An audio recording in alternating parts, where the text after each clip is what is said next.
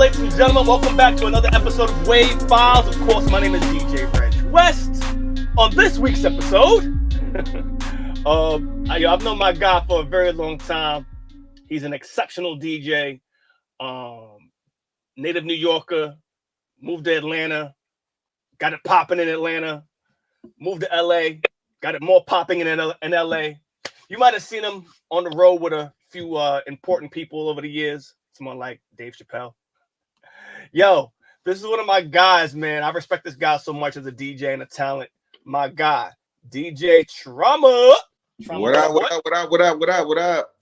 How you feeling, sir? Man, I feel good.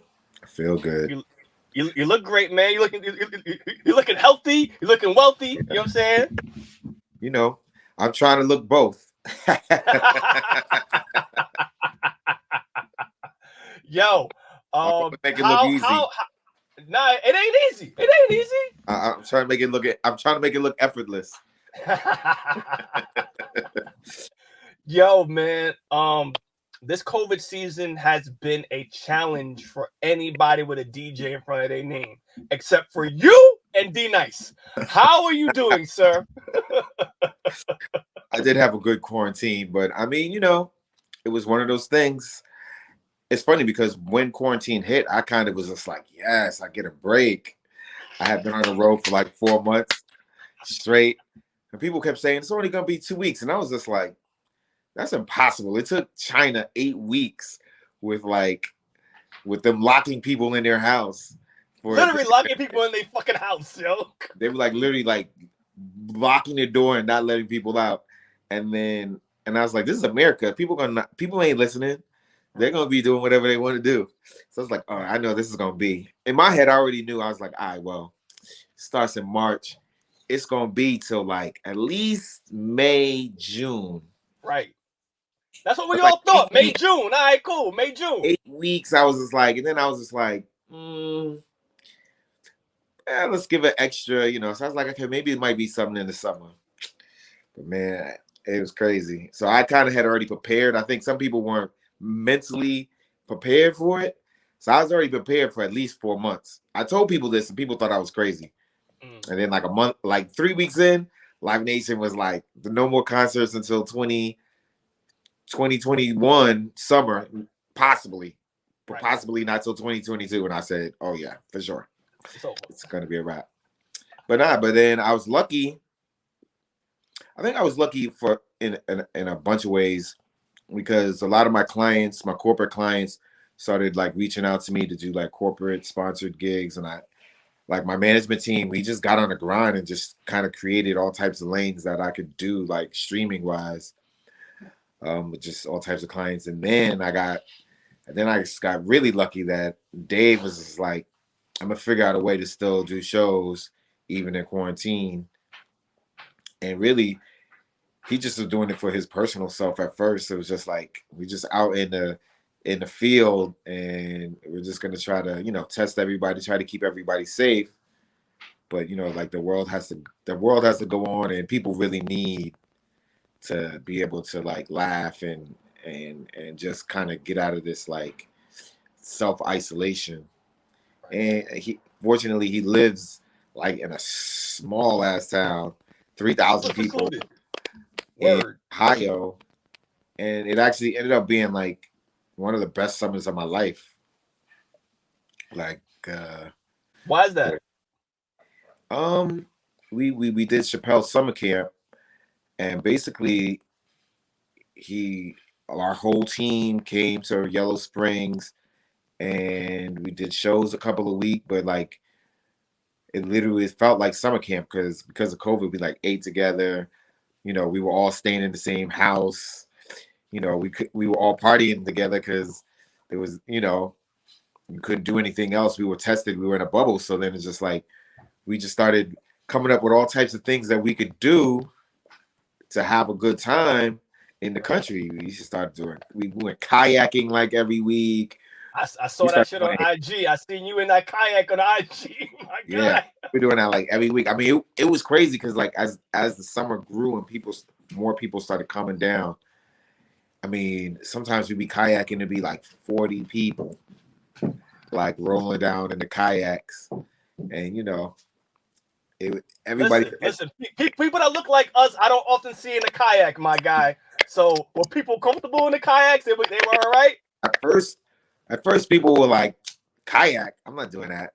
And then, what happens is Dave would do it, and people would be like, "I ain't gonna try it." And then they get on it once, and they're just like, "Yo, this is life changing. Like I'm trying to do this every single time."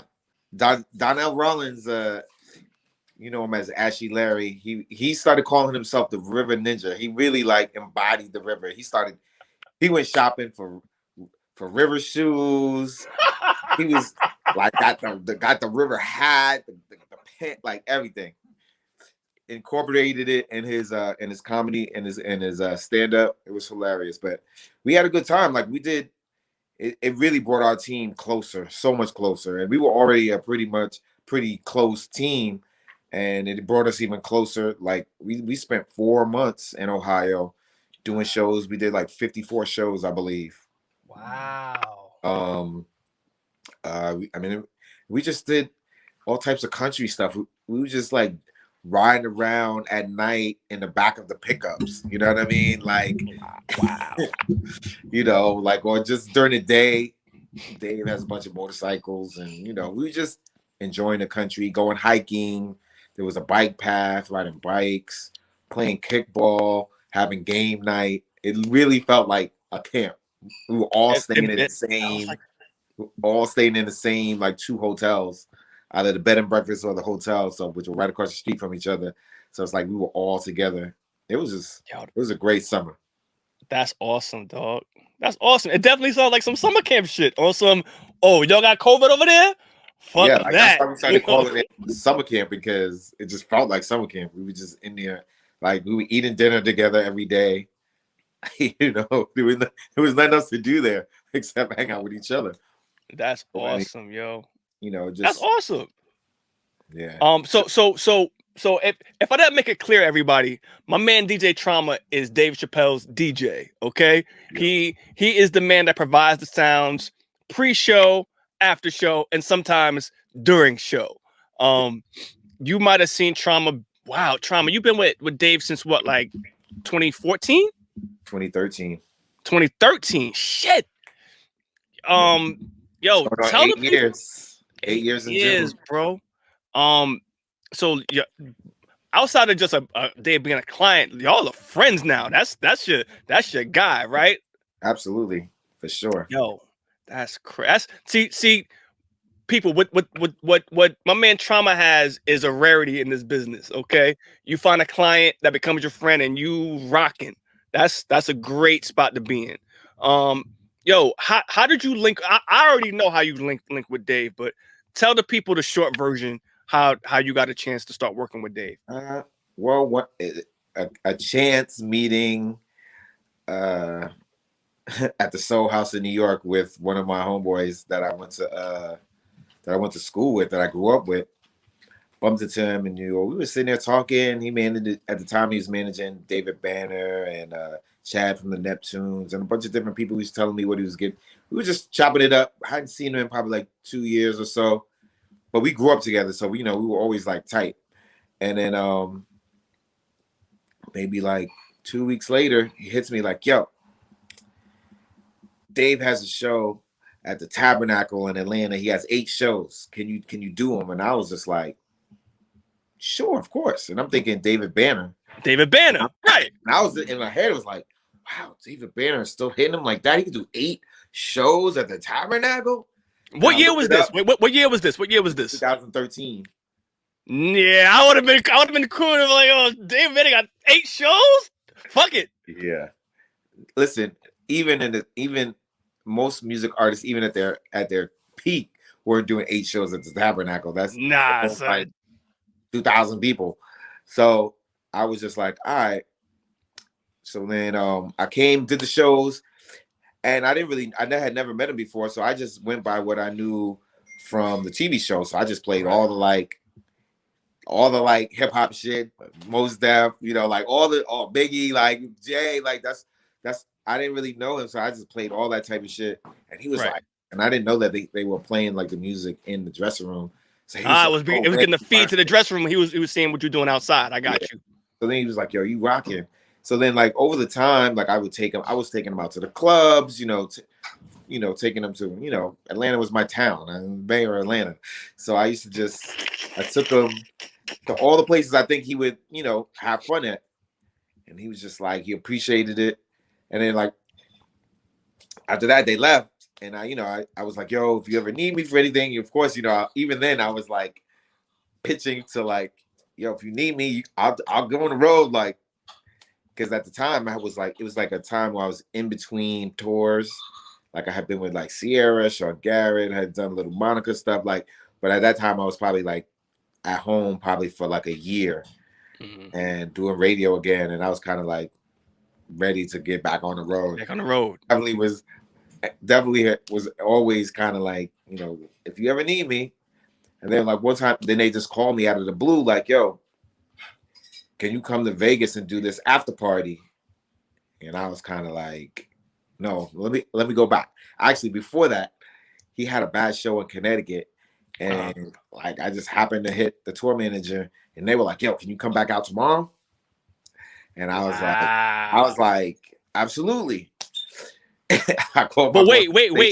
But weren't you doing radio during this time in Atlanta? I called my program director. Was like, yo, Dave Chappelle wants me to come do this weekend, and he was just like, yo, just make sure you have somebody to cover you. But wow, that's a good look right there. Got the homie DJ Jelly to cover for me, and I was off. And this show was was in Pittsburgh. Okay. And it was in an amphitheater, 20,000 people, 22,000 people. So even when we were in Atlanta, by like at first I didn't know what to expect, but by the end it was like, I started doing my, crowd warm up, like club kind of like vibe, like, getting people energy, whatever. Right. And so, hosting and stuff like we do every night as a club. So that's facts. When I got there, I was just like, okay, it was a festival. I know this is not the short story, but basically there was a festival and people had been sitting. Basically, people got there like 4 or 5 o'clock. So by the time Dave came on, about 9:30, like the energy was just kind of flat. Comedian. And so I was just like, all right, this is what we're going to do. In my head, I was like, this is what we're going to do. We're about to just turn it up. Just like real quick. Like, they were like, you play like 10, 15 minutes before Dave comes and he's just going to walk on. He doesn't like, he has an intro song, but no introduction. He just likes to walk on. Right. So I just go ham. And I just like tell everybody stand up and just straight party 15 minutes, like hard. Then I drop the song. He likes to come on. He walks in, standing ovation, energy. The crowd's just like crazy. And like after the show, he was like, "Yeah, that's the energy. That's it right there." Like, and then the head of Live Nation was just like, "Yo, who are you? That's that's what we need. Like, when Dave comes on stage, the people are excited like that." And I was just like, "Yo," so I did those 3 shows. Still didn't get the gig. Like they had that tour. They were just getting people in different cities. Oh, so they were using other DJs in different cities at that point. Yeah, he didn't have his own DJ. Got you. The same way they had called me and just I had did those Atlanta shows was basically city. So I stayed calling, just be like, yo, what's good? And they hit me to go to Vegas. Same thing. They were like, can you do this after party? And I was like, bet. They was like, do you want to come to the fight with us? And I was like, Mayweather Canelo fight? Yeah. Is that a question? Yeah, of course. Call my program director again. Like, yo, Dave hit me back. As long as you have somebody covered. See, but always the good thing, like when anybody else would like at the radio, like whenever anybody else was gone or if he needed somebody, I always like filled in because I knew one day you're gonna need that card. That, like, because I always still moved around like All-Star, all that stuff. I knew that I would need those points for when I really needed to be out of town. Right. So then did that. Then he had an after party. Then we did another show, killed it. Still, it was kind of like I wasn't, they still kind of like wasn't no official like, yo, you're my DJ. And then he was doing some shows in Minneapolis at First Ave where Prince filmed Purple Rain. Yeah. The legendary venue. And I think they did like 2 days. And he was like, nah, I can't go rock with this DJ. He didn't even know my name. He's like, get the DJ from Atlanta.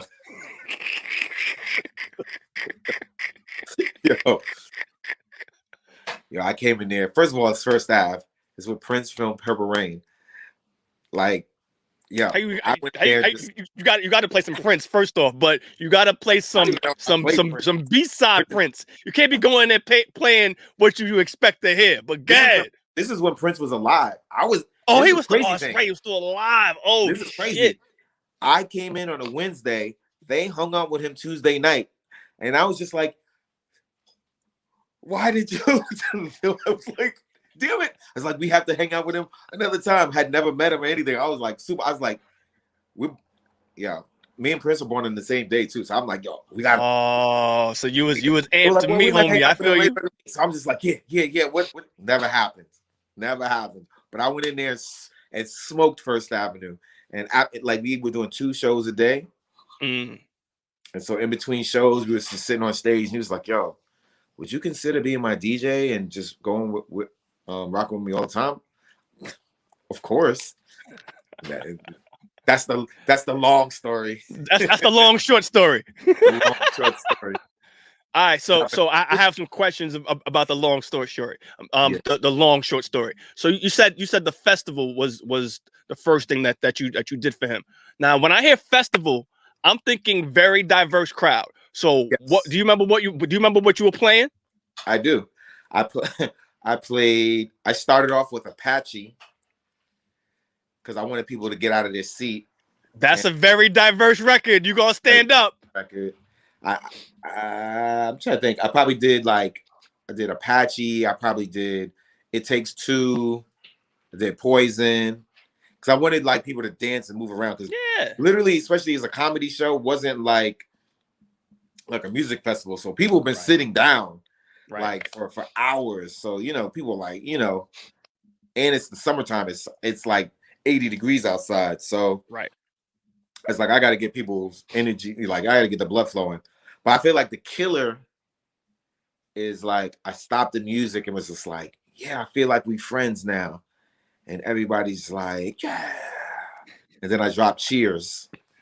Yeah, definitely a diverse crowd. I'm putting air quotes, diverse crowd. When we playing Cheers, boy. Let's go. Just imagine 22,000 people singing that at the top of their lungs. Yo, I would have had goosebumps. To hear you backstage. They're singing it. Going crazy. Would have had goosebumps the whole joint. And then after that, I went back and hit him with Rough Riders anthem, bang. Lights out. It was over with after that. Yo. You are a DJ after my own cloth, sir. That's what you do. That's what you do. So a second point I want to bring up about that story is that you mentioned we mentioned that you were on the radio in Atlanta at the time. The legendary V103 in Atlanta. You were on So I've known you a long time, and the times that I've been down in Atlanta, I felt like you were on damn near every day. Is it that was you were on 5 days a week, right? On another stage, I used to be on also the legendary Hot 107.9 of Atlanta.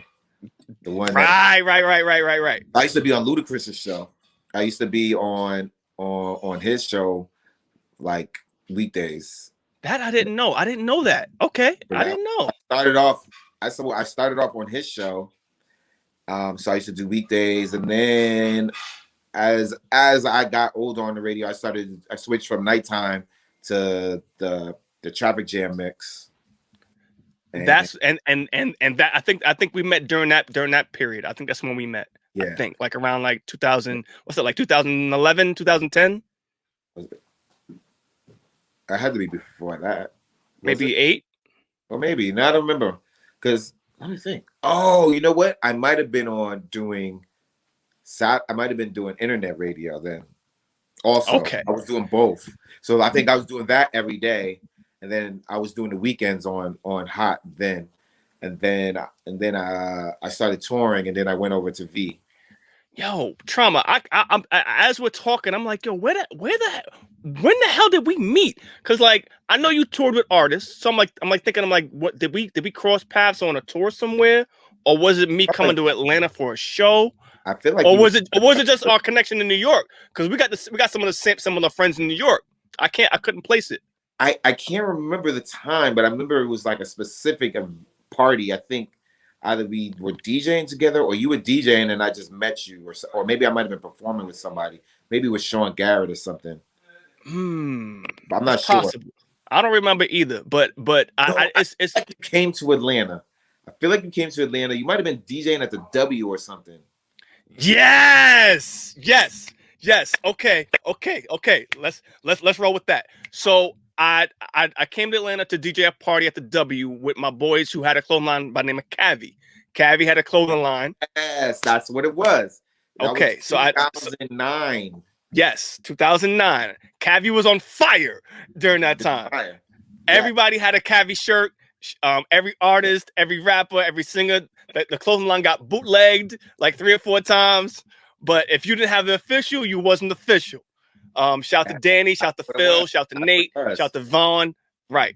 Yeah, man. Yeah, man. Oh my goodness. Wow, you took it right back to 2009 with that. Jesus. That was a cool party. I didn't body them. I didn't body it that night in my head. I did all right. It was kind of like chill though. It was like it was Atlanta, and Atlanta, like everybody's like, I don't know, they be bougie at those type of events. So they would just people were just mingling. Right, because I would hit a few. I would hit some bangers, and I would get like them on the floor, and then it would kind of like dissipate. I'm like, nah, these records are hot. What's going on? But then, like you said, everybody a little too bougie.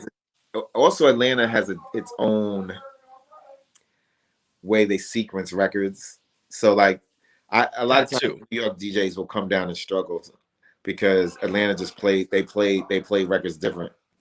I've seen a lot of New York cats come down, and sometimes like because New York will have like a whole different type of party record than Atlanta will have, and it'll be like those one little transition records from in between big hits where people will be like, nah, that's not nah.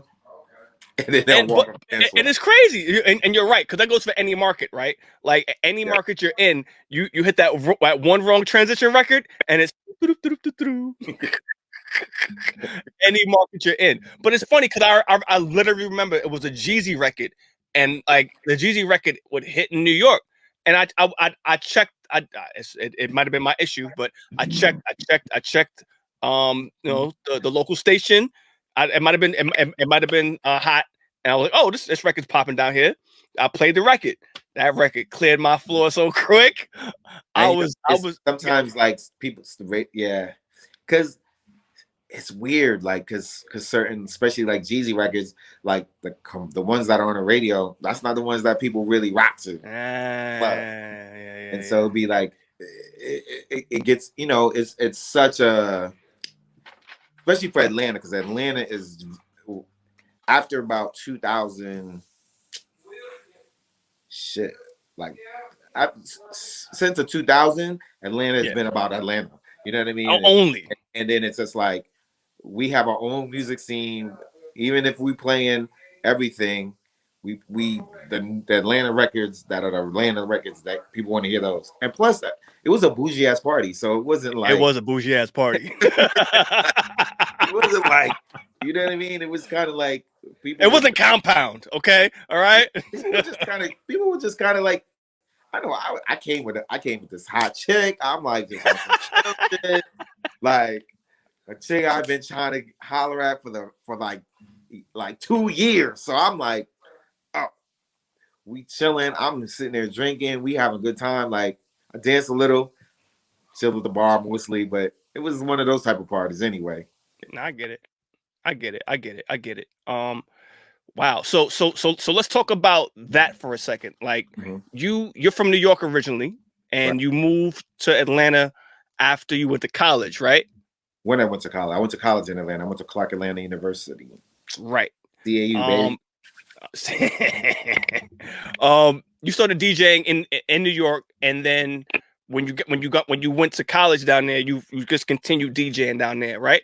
Yeah, pretty much. I mean, I started DJing in New York, but I didn't really do no parties like in high school. Like I wasn't the guy. Like my friends were the guys, and I used to, and that's how I even got into DJing because they were DJs as soon as we got to, when we, freshman year, and I was kind of like, damn, how did that's so cool. Like I was into the technology of it, like the turntable, like they were just like, yo, you could DJ too, just buy you some equipment. And in my head, the equipment is so expensive that there's no way I could do this.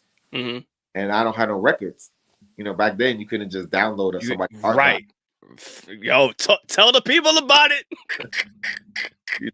One record was like $5. Yep. Or at a cheap store. Yep. About $6.57 for each record. And if you wanted to rock doubles, you had to buy two of the records. So yeah. I was just like, well, I don't got no records and I don't got no equipment. But they were like, just buy some equipment and just start building your collection. Right. It was literally just like that one sentence. And I was just like, oh, okay. And I ended up buying their old turntables, getting a mixer, the bottom of the barrel, like Gemini, everything. Some belt driven turntables, my man. Yeah, probably. Definitely. Yes. Definitely. Yeah. The beginner for every DJ who was on a budget. Some belt driven turntables, my guy. Figure out, and you're like, why can't I cut? Because belt drum. Because it's belt. Man, learning how to blend. But it got me in the game. I mean, I literally still have that mixer. Oh, you know what I mean? Like, I never got rid of it. I used to use it for everything. It's nostalgia at this point, right? Like, because it's the infancy of your career. Like, it's something that you can always go back and look at for inspiration. To me, you know what I mean? Yeah, for sure. And I use that mixer. I still have it at my house in Atlanta. And I just and then I just started building my collection. Basically in high school, building my collection, building my equipment, and then when I went to college is really when I started doing parties. Like started off in the cafeteria at Clark, and then like I had a friend who's a DJ from New York, and he just had that New York hustle. I guess we both did. He was like, "Yo, we're gonna throw a party." So we threw our own party, bananas, and it was like we threw our first party. It was bananas. We made money. I was like, "Oh, this is what I'm about to do." It didn't always go that way, but I was just like, that was kind of like my first semester, freshman year. We threw a big party, like reading period, popped off, and then after that, I was like, "Yeah, I'm DJing." So I just started, figuring it out, doing all the college parties, started doing clubs here and there. And, right after I got out of college, I got on the radio maybe like a year after. Word. So how'd that happen?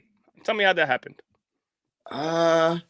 Well, Atlanta, a couple of ways. One, I DJ'd at one of the hot, like, hip-hop clubs in the city. Which was what? This spot called Chili Pepper. Okay. And it was like, back then, you remember how like hip hop clubs, not so much in New York, but like hip hop clubs, it would be like, you would have one, each day there was a different club that had hip hop. Because most of the time they didn't have hip hop. Right. So Tuesday nights at this one club was the hip hop night. And so I did that club, and I did another historical like club called, I used to just open up, called Atlanta Live. So I started getting eyes on me because I was doing those clubs. Now I had the hustle to get the clubs. I used to do graphics for all the top promoters in the city. So the second they started like a new night, or we're like, we're gonna start this new night. We need you to do the flyer. The second question was, who you got DJing? Oh, even if they were going to use a radio DJ. Well, let me open up. Let me open. Word. And you know, and so after that, so that was kind of how.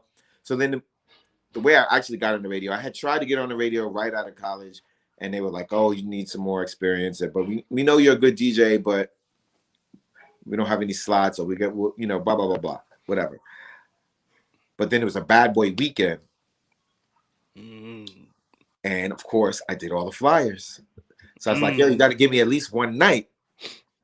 And I remember there was a club. It was an outdoor patio. I was doing just the outdoor patio, which was not the sexy part, and the main club was over there. But my patio was so popping.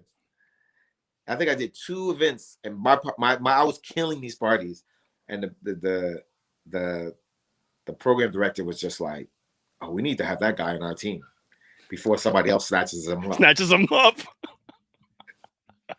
And that's how I got on. But I used to always have the hustle, like with the flyers. So I always had like before they even could think about who's DJing, I'd be asking like, "Yo, who's the DJ?" They'd be like, "Damn, son, you trauma." And then they knew. Then also it's kind of like, yo, they knew they wanted to get their flyers popping, or they knew I was gonna give them the extra like extra sauce on the flyer. Word. If my name's on that flyer.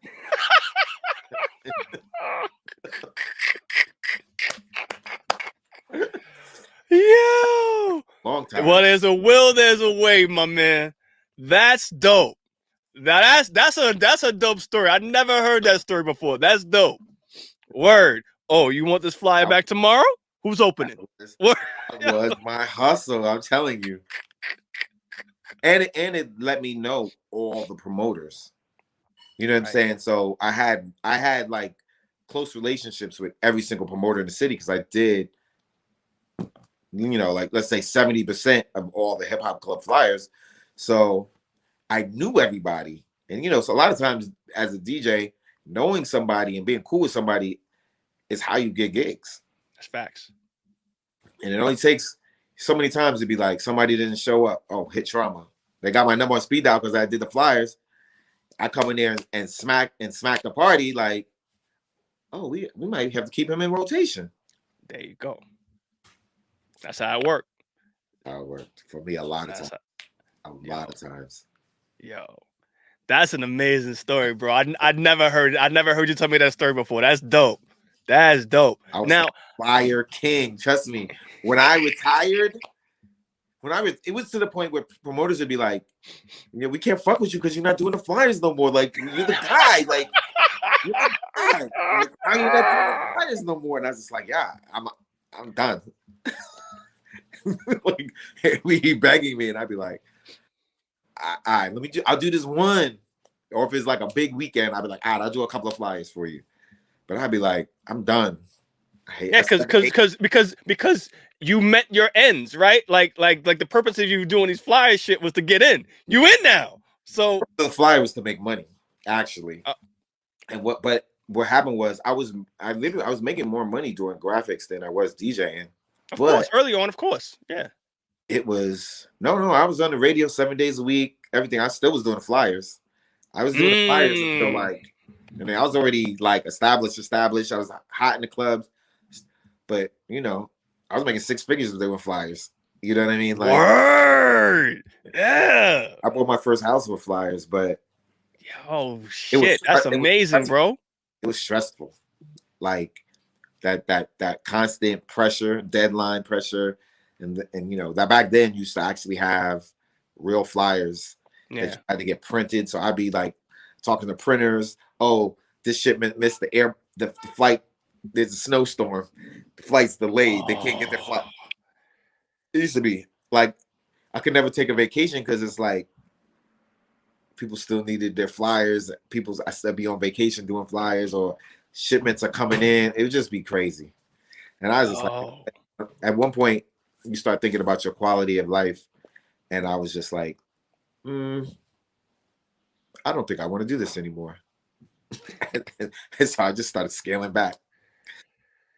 Yeah, I mean, I have friends that I threw parties with, and I started like farming the work off to other people, and they were like, "What are you doing?" And I was just like, "Oh, we need other creative minds, and they were just like, "Nah, you got." And I was like, "Nah, I just don't want to do flyers no more." Yeah. Nah, I get it, but damn, yo, Like, that's an amazing statement. I never heard you're probably the third person I heard tell me that they bought a house off making flyers. That's dope. That's dope. Yeah. It was because especially back then, you had to have that was how you. One, there was so many clubs. Two, that's how you had to promote. So right. That was the way to promote. This is like pre-real internet, right? So like you ain't barely internet. I used to right. I had to scan all my pictures from magazines. So I spent a lot of time in like with the magazines. I had subscriptions to all the fashion magazines. Yeah, it was crazy. There was barely any internet back then. Right. It was what was it? Prodigy. What was it? The Prodigy joint. I remember when broadband came. It used to take. Just imagine to send a JPEG used to take like 15, 20 minutes. I remember when broadband came, I was just like, this is the greatest thing ever. I was just like, wait, I could send a flyer in 60 seconds. It was like mind blowing. Facts. I would be sitting there like a half hour. Don't let something happen where it got disconnected and you got to do it again. And the phone line got disconnected. Right. Because it's right. Because that was the house line. Word. Don't let someone pick up the house line while you on the internet. I had a dedicate. So that's how serious I was. Well, I had an office. I was just being funny, but yeah, No. Like I started in the house, and like I used to have promoters just in my house. You know what I mean? Like I remember I did a flyer for when Jay-Z did his first show in Atlanta. Kenny Burns was promoting it, and like everybody's in my house. Like, yo, we gotta get this flyer done. Of course, everybody waits to the 12th the day before flyer. Yeah. So they're in my house, and I used to just have people in my bedroom because my computer was in my bedroom. Like, you know what I mean? Like, it was to me crazy. But this is how this was how I gained a lot of my relationships in my career, was from doing those flyers, because I knew all the promoters, and then a lot of times the All-Star Weekend was in Atlanta. All the promoters in different cities. Like I ended up knowing a lot of them because of that. And even if they wouldn't like fly me up to DC, at least I could go to the club and get in for free. And what ended up happening is when I started touring, I'd be like, yo, I'm gonna be in your town. I got so-and-so with me. Even just, yo, I can let you in the club and y'all have no problems. That was currency. Word. And then, I would do every now and then I could do after parties with a lot of these club owners, because like also Weekend in DC, Houston, what else? It was in Philly. Like I started knowing all the promoters because they needed flyers, or they would partner up with people in Atlanta to do flyers. Anyway, that was my hustle. Bought my first house with that. That's crazy, bro. With that. Oh, we said 2 houses. Okay, don't pop your collar too hard on me, my guy. Okay. So do you still own both of those spots in Atlanta, or you sold one and rented it out? I sold one of them. I sold the other one because I was tired of being a landlord at that time, because I was like busy with the DJing. That's why on the radio 5 to 7 days a week, in the clubs 5 to 7 days a week. It was just hard to like maintain. So you've already called yourself the mayor of Atlanta on this podcast. That's what my friends used to call me, because I couldn't walk anywhere. Like my friends from out of town couldn't walk anywhere without seeing somebody. Even to this day, like I haven't lived in Atlanta in 6 years. No matter where I'm at, I know somebody. I mean, you like you said, you were the flyer guy, you were on the radio, and you were in the clubs. So you gonna know everybody. Okay, so give me the time frame that you were running these clubs. Like this was like what, 2000 what? It's funny because my career was never like linear. Yeah. So 97 to 2001, 2, Yeah. I was in the clubs real heavy. My younger DJ trying myself, just getting, trying to hustle to just be known, getting on the radio. And then once I was on the radio, I started doing live broadcasts. And I kind of like, I don't have to work as hard being in the clubs every night. And I still have my graphics business, which is now from 99 to 2004, 3, 4 is really how I make most of my money.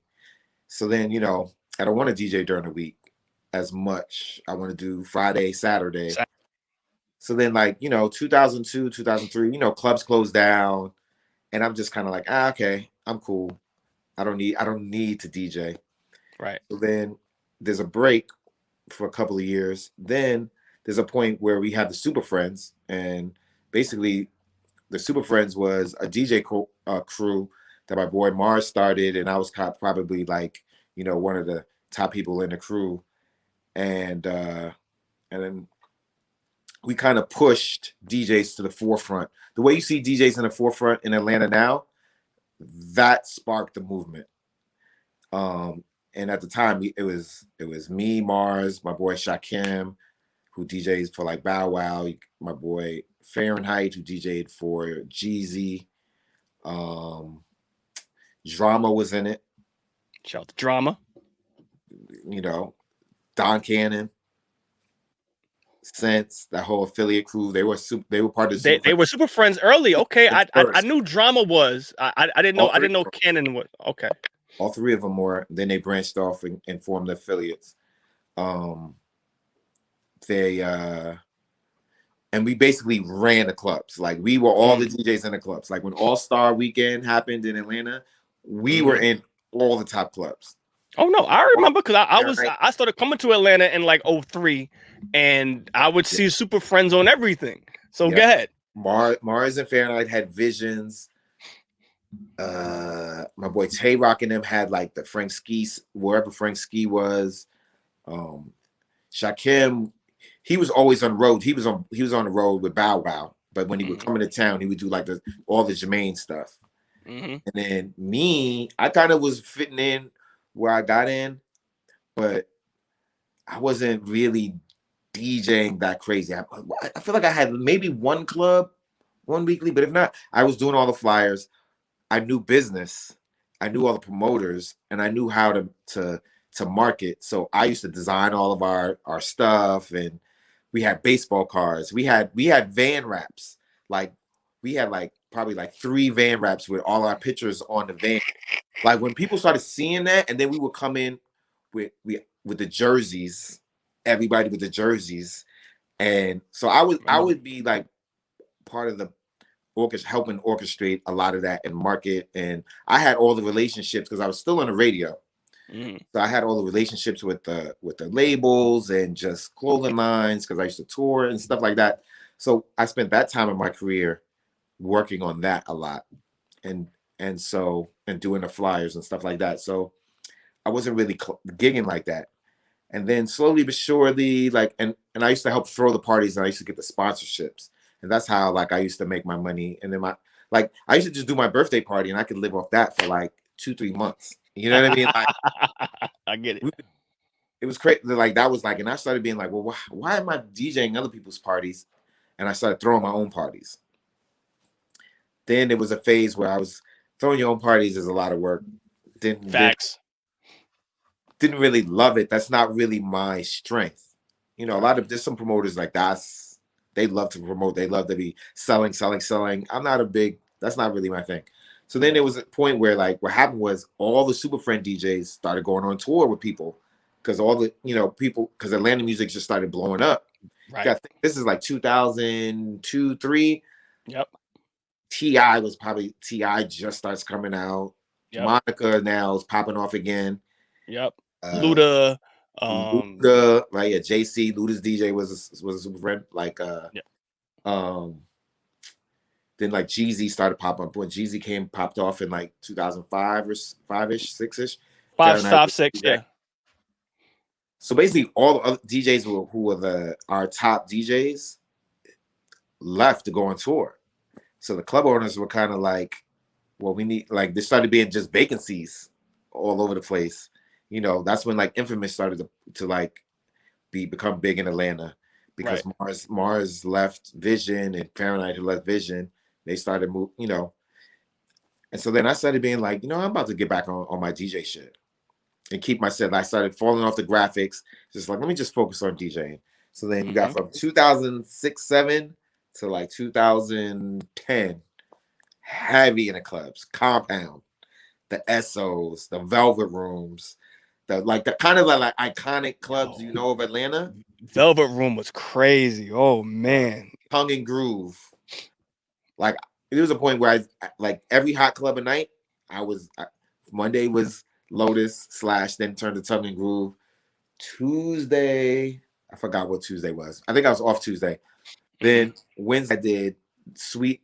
It was called Sweet. Yeah, I think it was called Sweet then. I did that. I did like a lot of the hot clubs. Beam, I did SO, Compound, Velvet Room. And so then I kind of moved into that era when I was doing clubs a lot. And then in 2008, I went to Africa for the first time that Christmas. And I was just like, yo. On some personal shit, or you got booked out there to play? I got booked out there. Some cats saw me in the Velvet Room. Go ahead. There's so many cats saw me in the Velvet Room doing T.I.'s album. I think a platinum party, maybe, or something like that. Album release party, platinum party, something like that. And they were just like, yo, we need to get that dude in Africa. Brought me out there, and that shit changed my life, because I started like, it was like, what country and city, sir? I DJ'd in Lagos, Nigeria, for 2 weeks. I did like a residency. I DJ'd there like. You played out there for 2 weeks. 6, yeah, like 7 nights. Woo! And you know, I was in there like, this is like, they were playing. I didn't really think they would be playing hip hop, but I come in there and I'm like, oh, y'all like Jeezy. Yes. I'm just like, yes, I go there, just do the thing. Yes. And yes. I've been out there twice. I've been out there once with Fab and somebody else I've been out there with. So no, they know it. They know all that. Crazy, go ahead. Crazy. Because this is like, now the internet is getting popping. Yes. So the world got smaller. Yes. And so, man, I was just like, I need to be. And then I started like knowing people either out there, or they knew my friends in London who knew my friends. And it's like, I started being like, oh, this world is small. And I started being like, oh, well, I want to go, started politicking. And then I went to South Africa. And then I I started moving around. And then I was like, oh, I need to be on the road. I started doing small gigs here and there. Some of them didn't really pay that well, but it put me in a different, realm. Even Atlanta DJs would be like, yo, you're doing a party in like Australia, or you're doing a party in wherever. Even if they didn't pay that well, it started to broaden my base and my appeal. And then I started doing tour with Sierra, and then I was all over the world doing stuff. So how long were you with Sierra for? Probably like 2 years, maybe. That was during the first project? No, this is after her first. This is probably after her third project. Mars used to be her DJ. Right. Mars left. Mars went to do Neo. So then, which is a bigger ticket, and yeah, I get it. Right, because she was like, she didn't have no albums or anything.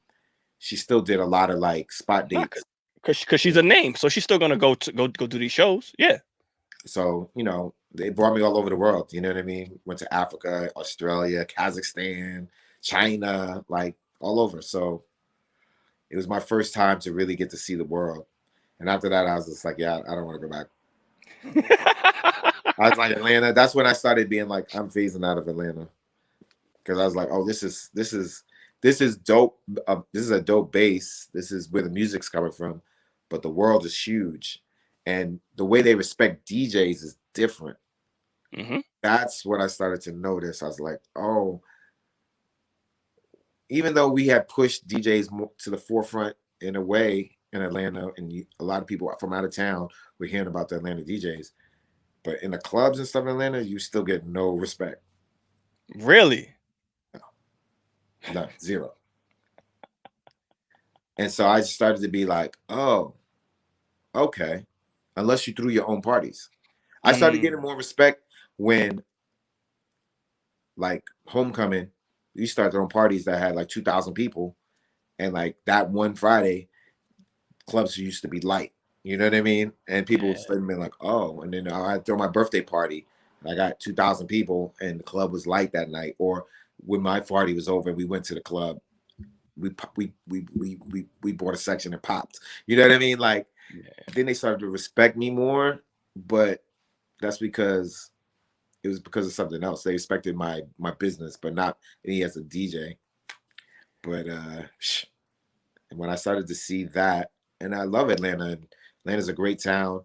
It was where I started, but I realized that I could do bigger things. And so then that's what I started trying to do. I started trying to do stuff everywhere.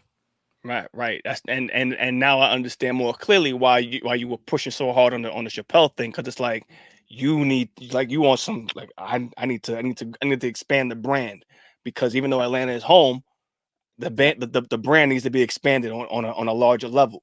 And it was like that 2000 to 2009 ish. Atlanta was like so popping. Like, in terms of like, you had clubs every single day of the week, and you might have 2-3 clubs every day of the week. And you know, it was fun. You know, the pay was okay. You could make a good living. Yeah. But it was just like you were in your own bubble. It was like a whole Atlanta bubble. And what I realized when I started moving around, and then I go to LA, and even though I'm popping in Atlanta, I can't get into a club in LA. You're like, wait, I'm popping in Atlanta, but I'm not popping anywhere else. Whereas like if you're a popping DJ in New York, you're popping everywhere because it's an international city. Or if you're popping in Miami, you're popping everywhere because it's an international city. And Atlanta isn't really like an international city. Okay. LA, and it's not a lot of, like, Miami is not necessarily an entertainment industry hub, but it's an international city. All the models come to do fashion weeks there. Basel, like all the Europeans come. So when they hear a dope DJ there, they start going back to wherever they're from and start talking about that DJ. And I get what you're saying. I get what you're saying. Like more people travel internationally to a New York, a Miami, a LA versus in Atlanta, which is more of a cultural thing for us. Like we as black people go to Atlanta because it's popping. But people who live if I wanted to do the South Midwest circuit, Atlanta is the place for you. Right, like from right, there, because I would get the Bama, Missouri, Louisiana, yeah, go up, yeah. But especially being from New York, that's not where I wanted to be. I was more like, I'm doing the sexy parties. Like, my parties that I'm doing is gonna be 60-70% women. If there's gonna be the model chicks are gonna be on my parties. Like, that's more my vibe than I follow. Yeah. Hood shit. So yeah, because that's your personality. Like you like trauma ain't the one in with the burner in the car. That's not trauma. okay. Yo, so to speed up the story just a little bit, like you decided to expand the brand a little bit, and yeah, you got a slot with Dave. You've been with Dave for 8 years now. You picked up someone else along the way too, Tiffany Haddish. Absolutely. Yeah. So on top of Dave and Tiff, like you the comedy DJ go-to guy right now for the heavy hitters. You are. I wouldn't say it like that, but come on, dog. Like, look, those are two of the heaviest hitters in our culture, and if I dare say, the business right now, right? True. Like who else is on that level? Steinfeld? Come on. You know what I mean? It was just kind of organic that I ended up picking up Tiffany because we would all hang out together. You know what I mean? Right. She's friends with Dave, and we just be all like we were all in Abu Dhabi kicking it, like you know what I mean, like or out in LA. I was throwing comedy shows in LA with my partner. You were throwing comedy shows, really? Yeah. Okay. Yeah. I was throwing them. I wasn't on stage or anything. Of course not. But you were organizing comedy shows. I didn't know that. Okay. I was doing it with my partner. She's like more like but I was doing it with my partner, and we were doing it at like the hot spot out here. So I ended up meeting her and talking to her a bunch of times. So it was organic. I got you. So is that the reason for the LA move? Because you moved out of Atlanta, moved to LA, 6 years ago, you said, right? Yeah, 6 years. So honestly, I had been trying to move out of Atlanta from 2010 when I started touring. I came to New York. Remember, I was in New York for like a whole long time. I was bumping into you all in the street. Yeah, but I thought you were just visiting. I didn't think you was like trying to come back up here. I was. I wasn't. I was considering it, and so I was dating somebody up there. So I was just in New York all the time. And when I would tour, I would just be like, "Yo, just fly me from New York." And so I was just spending time in New York, trying to figure it out. What I realized is like, oh yeah, I don't want to live here. This life's too hard up there. I was like, I've been living in Atlanta. I got my house. I got my car. I got like everything is easy in Atlanta, fam. It's easy. It's way easier. I was just like, just parking was stressing me. Word. Like, yo, I can't take this. It's killing me. The alternate side, you go to the club and now it's late and you trying to find a parking. Yo, at 4 a.m. trying to find a parking spot, and if you don't own a garage or if you not have garage parking, you are finished. I promise you, I wouldn't have moved back to New York just for that. That shit was stressing me out. And I was just like, you know what? And so I had already been trying to leave, but then I went back to Atlanta. Then I got on the radio and I was like, do the radio thing again. And I just realized, yeah, this is not necessarily for me. I've outgrown this. So I went to visit. I did a Nike thing in LA, and I kind of was like, it was like January, and I went, and it was like 75 degrees, and I was just like, and I think as you get older, your priorities change, your activities change. As I got older, I was into like running and half marathons and hiking and just doing different things. Yeah. So the lifestyle of LA is kind of the main reason why I left. Yeah. And I realized also, like, business wise, it could be great. I didn't know it was going to be this great. It's great. But yeah. I definitely knew that the business side, but just the lifestyle and just being able to be in a different scene, and I was just growing, and I just felt like Atlanta was too small for me. So I moved, and it was the best thing I ever did in my life. So yo, I'm sure you know this, being out there for the time amount the years you've been out there, but all of my New York friends moved to LA, and they were like, "Come to LA, come on." Great thing is, like, I came right, like, I wasn't like right when that New York transition started happening. Like, I wasn't like, it's probably started happening around 2012, 2013. Yep. But like when I got there, like between 2000, when I got there, January 2015 to like 2016, like, I knew like 20 people that moved. It was like everybody was moving, like, and it was just like Jay moved, like Lenny S moved. Like, I just started knowing people. I was just like, it was like all my industry friends, like so many of my industry friends just started moving there. Like that 1 year was just a mass exodus to LA, New York.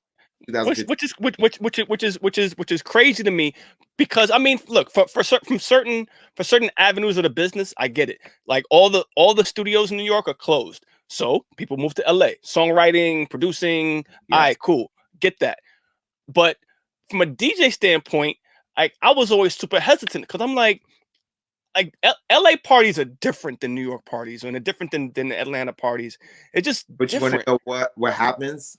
The New York DJs come rock, or the Atlanta DJs come rock, and they're just like, it's like, especially if you're in town enough to know the LA stuff too. it seems like you're creating magic.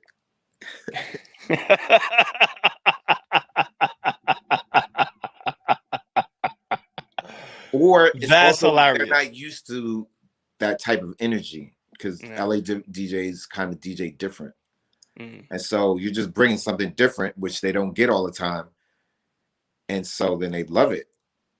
And Okay. because, like, you're giving them that, you know what I mean? People in Cali are so laid back. And now there's so many outsiders. It's, you know, I would say most of the people who have moved, they don't really do traditional LA stuff. They do Hollywood, West Hollywood, Beverly Hills type stuff, downtown stuff.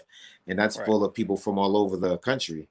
Right. And so, you know, if you're a DJ that knows how to rock all over the country, it's easy. Okay. Okay. But I've been. Go ahead. you know, I also was fortunate to be able to be touring at the same time. So I never, like when I came home to LA, I never was pressed. So Right. I didn't really start DJing and stuff, and people didn't really know who I was really for about 2 years, 3 years. Right. I would say 2015. I don't think I did any LA gigs. I might have done 1 or 2, maybe. Mm. But you know, a little bit. But I was going out and meeting people, going You're out out there networking, right? going Right. out Because you have the, I don't want to say the advantage, but like not the worry of thinking about getting LA gigs, because you're on the road. You come home, you network, you're building your network as you're home on break. So yeah, I'm just sitting here, just kicking it, and then right. And then what would happen was Dave would come to town, and I'd be like, oh, let's go to this party. Now I walk into this party with Dave, and it's just like, oh shit. Oh, you brought Dave to my party. I fucks with you. I get it to get where I go. Because once I go in there and I start spinning and I'm destroying these joints, that people just started fucking with me just because. right. And because I don't want to be the weekly DJ, I'm no threat to a lot of the other DJs, because so they be cool too. Like I if I'm gonna come, I'm gonna do the week that you want to go somewhere. I'll DJ that week if I'm in town. Right. You know what I mean? Like Right. it's not like Right. I'm not trying to take nobody's slot. I think that's my challenge about LA, because I'm not here to like take anybody's spot. I just want to just get my legs moving in LA and see what's what. But I might take your advice and come out there and play a few gigs. I've only played like clubs in LA maybe 2 or 3 times, and the energy from the crowd is just a little different. You know what I mean? So it is. You got to kind of, and it's just like playing anywhere else. But LA is so LA is also so LA, like Atlanta, where they have their own thing. You kind of got to like be able to tune into what that thing is, and then it's easy. But the thing about LA, and really, it's the private parties that we make the money. Like right, and that's my space nowadays anyway. Like I'm more event based driven. Yes, so like how it is in New York, like it's even more in LA, because you got the whole TV Hollywood, not just music industry. New York has fashion, so that's a big event space, event category that you could do too. But like, there's so much stuff here to do, especially compared to Atlanta. Like, you're right. Most of the DJs who are like the influencer DJs, they don't do clubs. Yeah. One, probably because half the time because they can't, because they're not good enough. Oh shit! Like party rock. It's I get skill. You. It's different. Skill. And a lot of them play like the cool shit. They can do that. Oh no party shit. They it's just the mellow shit. I got you. Even I do parties, and like the DJs, they're like the anti.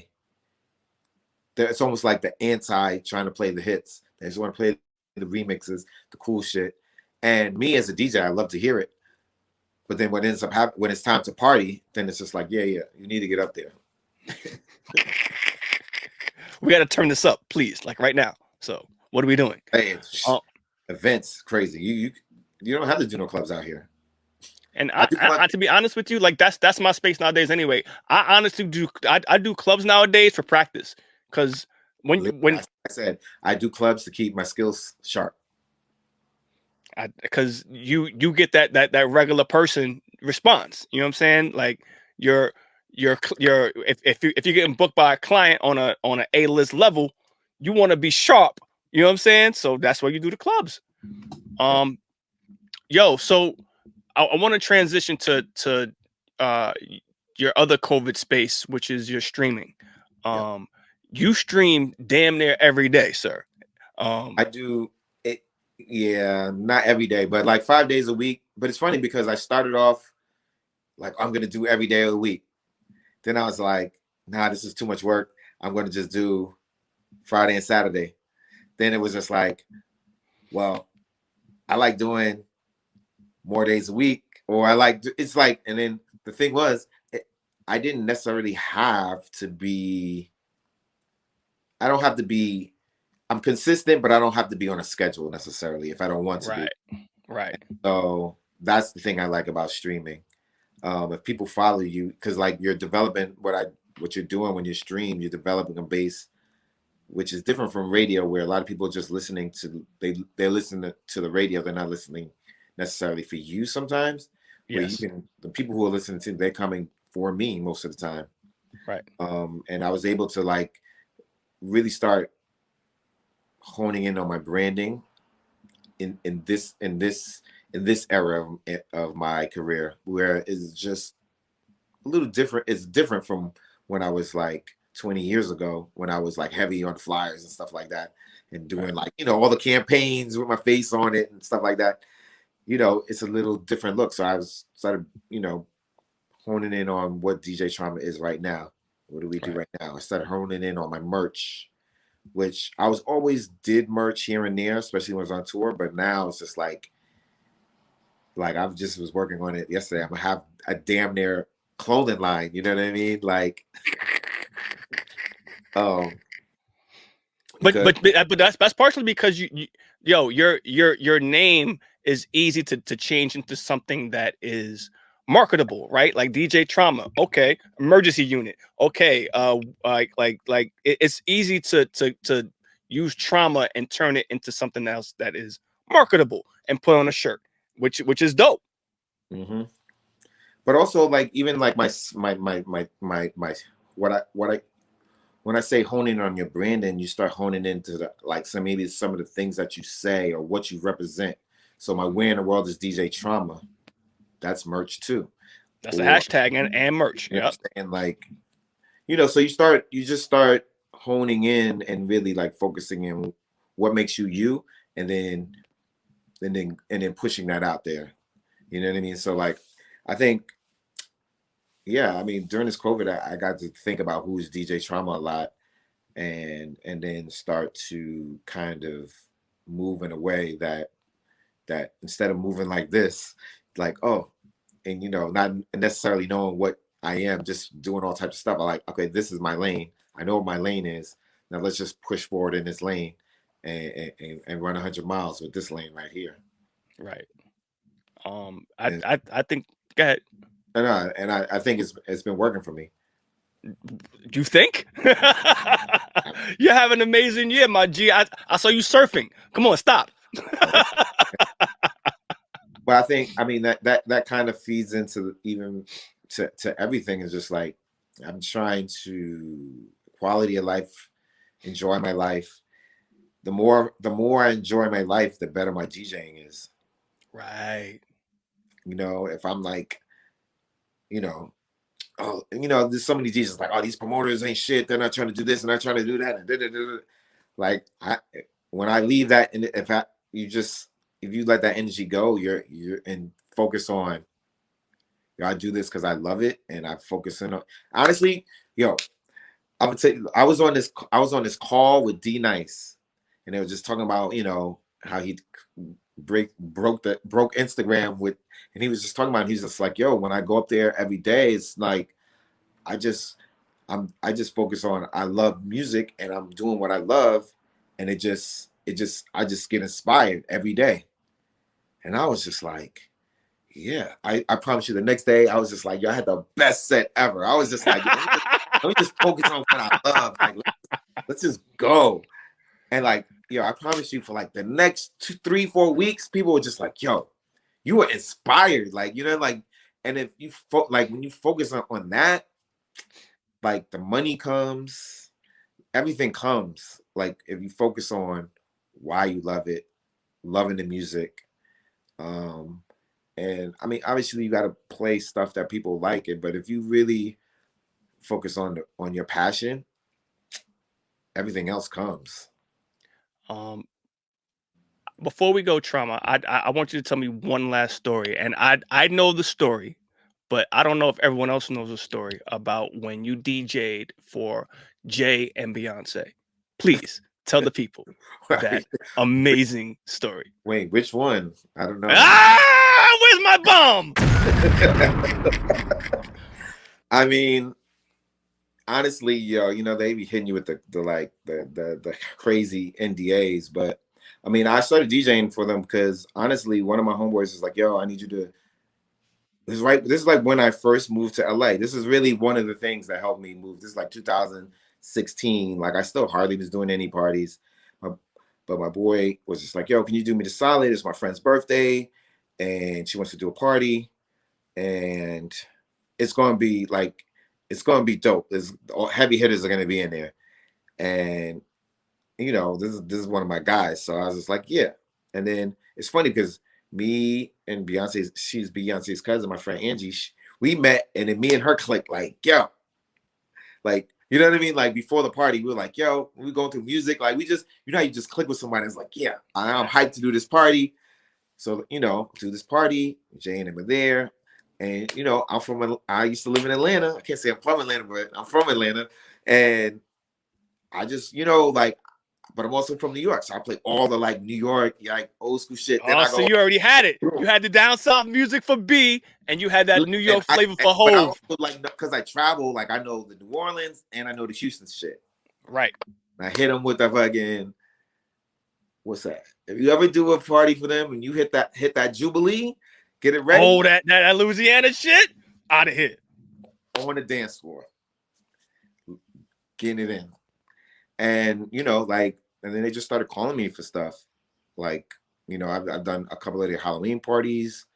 I did Jay's, I did his foundation dinner. And I did a set. So like one of the sets that I did that really, when they really start like fucking with me is I do samples. Cause like I did Kelly's husband, Tim, I did his birthday party.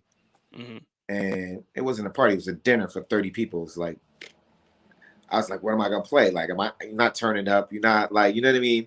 So I was like, well, let me think outside the box. And I do this set where I play samples, but I don't like play the whole record. I play like a little bit of the record and let the break, and then I move. And I could do this for like 2-3 hours. Right. And all like, you know, all the Kanye, all the Jay, like, and so I just do that while everybody's eating dinner. And you just kind of start, you know, people are just like, oh shit, you know, they're just vibing. Right. And then I remember I played, is it Pablo? What it's called? Is that called Pablo? Picasso. Excuse me. Oh, the Picasso record. Yes. Picasso. But I play the original, and it starts off exactly like the record for a while, and then it starts to go do weird stuff, and you start seeing like people looking. Yeah. He's like, that's the original? He comes over to the DJ. He's like, that's the original? And I go, yeah. And he goes, and then just walks off. And then like that same party, Nipsey was there. And he comes up like, yo, I'll pay you to make me this mix. And I was like, I already got mixtapes like this. I'll just send it to you. Give me your number. I'll send you the links. And that was like kind of the first time. I met him before, but that was the first time he like really like had conversations. And then right after that, he hit me maybe like a week later, like, yo, I want you to DJ my Grammy party. Like when his album was nominated for best album, best rap album. So he did like a party before the Grammys. So I ended up DJing that for him. And then like a week later, Jay hit me like, yo, I need you to do my Oscar Gold party. His people hit me. And I was just like, yeah. And that party was top 3 parties I've ever DJed in my life. Literally. Wow. Why? Why do you say that? Just every reason. So you were in the bag. For my performance, the people in the room, how I even came to DJ, because I was opening. Oh. So how I even came to doing the extra end of the party slot was a whole nother story in itself. Then like my people came, Dave, Tiff, they all end up coming. So now they're at the DJ booth rocking with me. Like, it was just crazy. It was just a night. It was literally like anybody you could think of in music. The top 10 sellers in music were all like in rap were all there. Like, you know what I mean? Like, yeah, Kobe was there. You know what I mean? It's kind of like that. Crazy. Like everybody. Crazy. Like I was just like, I've never ever been in a room that star-studded before. Ever. That's crazy. Never. Yo. So top 3 party of all time. That's a statement, my guy. Like by far. It's like it's in there. Like like like I was getting calls from people like in New York, like, yo, I heard you did that thing last night. Like it was that party. It was that type of party. Like people were calling me who weren't at the party, who heard that I destroyed this party. And I was that's the type of things you want to immortalize. However, those NDAs are more important. Yeah. Don't ever disrespect the NDA ever, because your check will stop. So shout out to all the NDAs out there. I've signed a few myself over the years. Trust me. It was a good time, though. Trauma. I speaking of time, I've taken enough of yours today, my friend. Absolutely. Thank you for all the stories. It was good to catch up, man. Good to tell some of these stories. I haven't thought about them in a while. So. Trauma, what's your IG for the people? Let them know where they can find you doing your thing on Twitch and all that, please. For sure. My IG is DJ Trauma. My Twitch is DJ Trauma. Let's see what else. Twitter is DJ Trauma. And if you want to get some of that merch, it's at the traumaunitshop.com. And catch me somewhere in the world rocking. Where in the world is Trauma? Word. This summer we moving. Woo, Trauma, you've been moving since last summer. Stop it. Ladies and gentlemen. This is one of my friends, and I respect him so much as a DJ. My guy, DJ Trauma. Thank you so much again for your time, brother. This is Wave Files, and we'll see you on the next one. Yeah.